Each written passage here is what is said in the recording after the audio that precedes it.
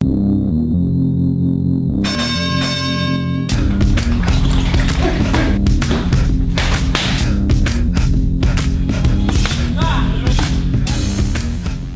뉴스쇼 금요일 코너입니다. 뉴스의 진실 속으로 훅 파고드는 훅뉴스 코너 권민철 기자가 함께하고 있습니다.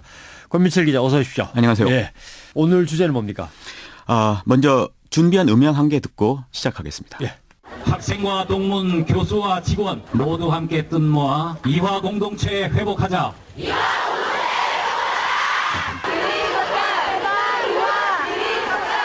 네, 이화여대군요. 그렇지 않아도 조금 전에 이화여대 사태에 대해서 연결해서 들어봤습니다만은 저도 현장에 마침 있었는데 말이죠. 예. 총장과 학교 당국이 권력과 유착돼 있다. 이런 내부 비판 때문에 결국 130년 역사상 처음으로 총장이 불명예 퇴진하는 일이 그저께 발생했죠. 그렇죠. 권력 유착의 고리는 최순실 씨의 딸 정유라 씨의 승마 특기생 입학이었고요.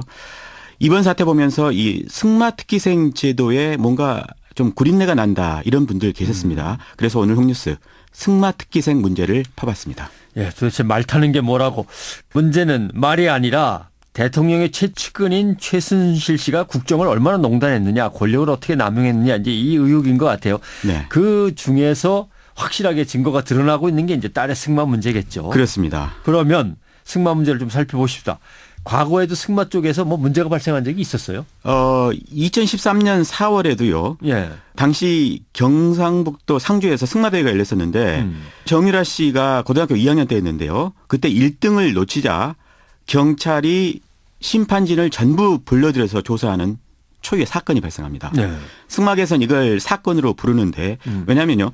경찰이 조사는 했는데 처벌은 하지 않고 내사종결한 그러니까 정 씨를 알아보지 못한 심판들에 대한 위험령 조사로 받아들였기 때문입니다. 그럼 이상한 일이군요. 야단만 치려고 불렀다는 건데. 예, 이상한 사건들은 그 뒤에도 계속되는데요.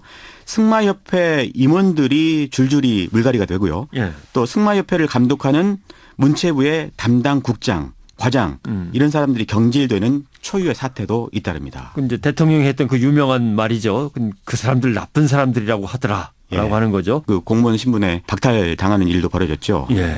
아무튼 이런 일들이 최순실 씨의 딸 정유라 씨가 1등을 못한 뒤에 의아스럽지만 벌어진 사건들이다 이거군요. 그렇습니다. 그 뒤에는 어떻게 됐습니까, 그럼? 정 씨는 그 이후에요. 각종 대회에서 잇따라 최고의 성적을 받고요. 재작년 6월에 드디어 국가대표로 선발이 됩니다. 다시 3개월 뒤에 인천 아시안게임에서 금메달도 따고요. 그리고는 마침내 이번에 문제가 됐던 이화여대의 승마특기생으로 합격을 하게 됩니다. 바로 이런 일련의 흐름 뒤에 정 씨의 어머니 최순실 씨가 있다는 게 승마계 내부의 관측입니다. 말이 잘 뛰고 기수가 잘해서가 아니라 뭔가 어머니가 있는 거 아니냐.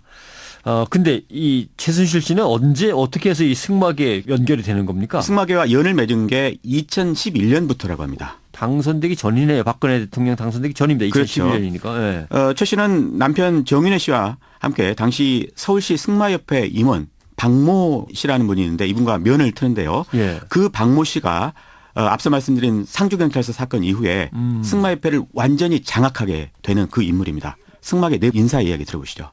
이제 박과 그 당시에 서울시 부회장으로 있으면서 서울시 승마장 뚝섬 그 공원장으로 있었었거든요.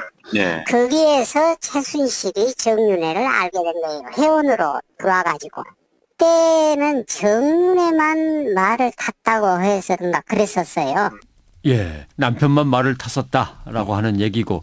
근데 이제 승마계라고 하는 것이 이렇게 넓은 건 아니고 좁으니까 그중에서 누군가 권력과 연결된 사람이 있다면 뭐 그 업계를 장악하는 건 쉬운 일인 것 같았을 것 같아요. 예, 그렇습니다. 그런데 딸은 그러면 승마를 어떻게 시작한 겁니까? 여기서부터 제가 승마 특기생 부분에 대해서 취재한 내용을 말씀드릴 텐데요.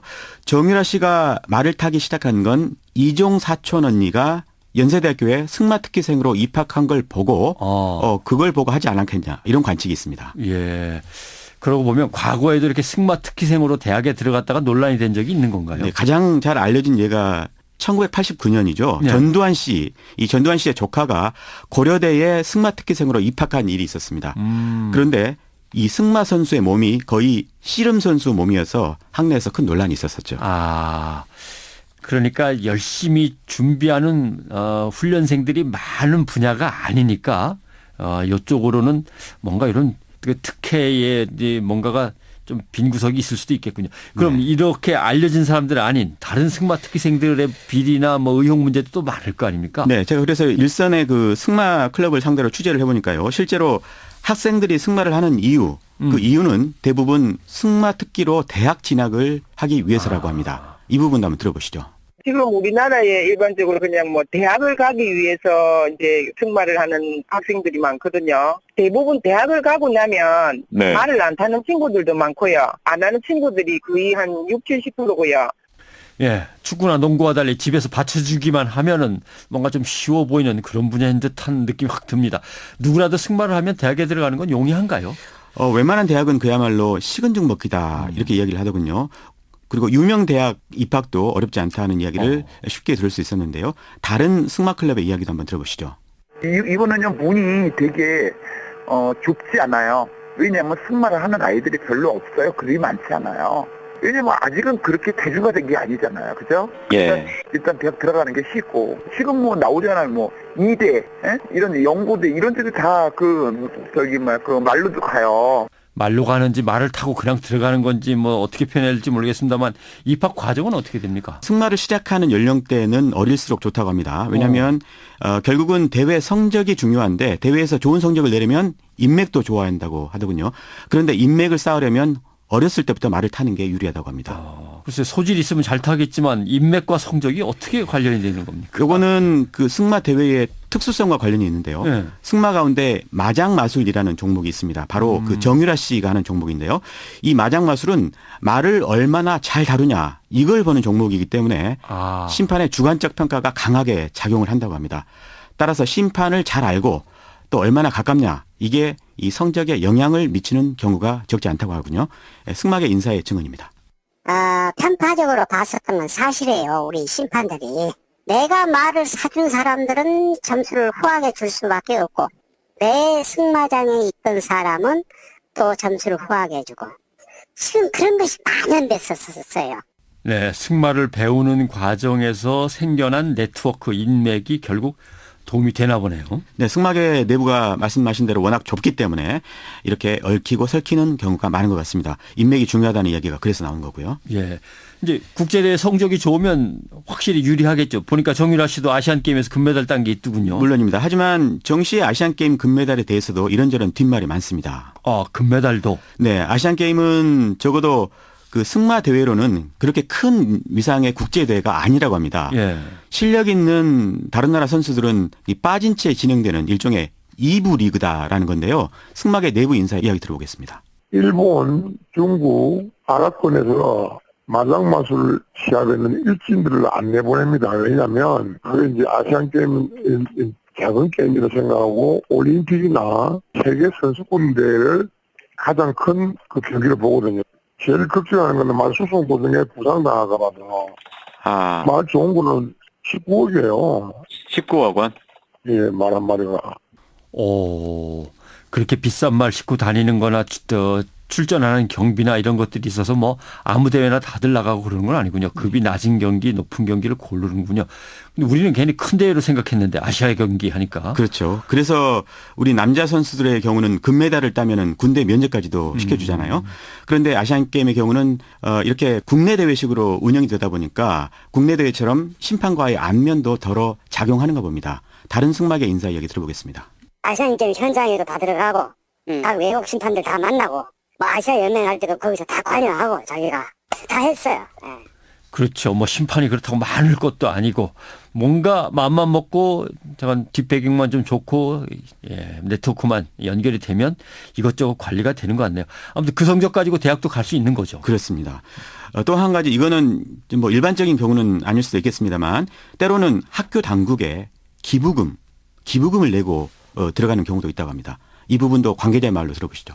지금 뭐 한 2, 3억대에 3, 4억대 말 정도는 있어야 그것도 한 마리 갖고는 어려워요. 말이 또 망가지고 하니까 또 다음에 또 더 다음 말을 또 사줘야 되고 그런 게 있어요. 그래서 돈이 많이 들어요, 정말은.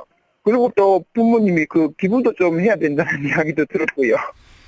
예, 비리가 많다 이렇게 단정적으로 얘기하기가 참 조심스러웠던 부분인데 이런저런 얘기들을 자꾸 듣다 보니까 정황으로 봐서는 야, 좀 충격적이네요.